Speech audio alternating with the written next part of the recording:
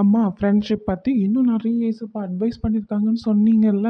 எனக்கு நெக்ஸ்ட்டும் சொல்லித்தாங்கம்மா. அதுக்குள்ள பசங்களா தாராளமாக சொல்லிட்டா போச்சு. சீராக்ஞானம் 6வது அதிகாரம் 8வது வசனம்.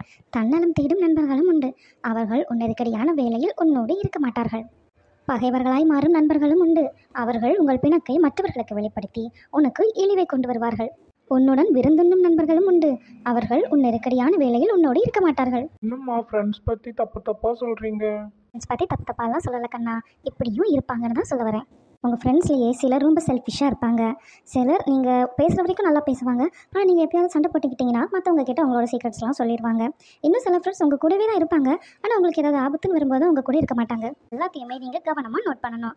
இதிலிருந்து உங்களோட உண்மையான நண்பனை நீங்கள் தான் தேர்ந்தெடுக்கணும். சரியா? கண்டிப்பாக அம்மா. இந்த பதிவு உங்களுக்கு உபயோகமானதாக இருந்துச்சுன்னா நிச்சயமாக உங்களுக்கு தெரிஞ்ச நண்பர்களுக்கூடையும் இதை நீங்கள் ஷேர் பண்ணிக்கோங்க. அண்ட் சப்ஸ்கிரைப் பண்ணாமல் பார்க்குற ஒவ்வொருக்கும் கண்டிப்பாக சப்ஸ்கிரைப் பண்ணுங்கள். ஒரு லைக், ஒரு சப்ஸ்கிரைப் என்னை இன்னும் என்கரேஜ் பண்ணி மோட்டிவேட் பண்ணும். தேங்க்யூ.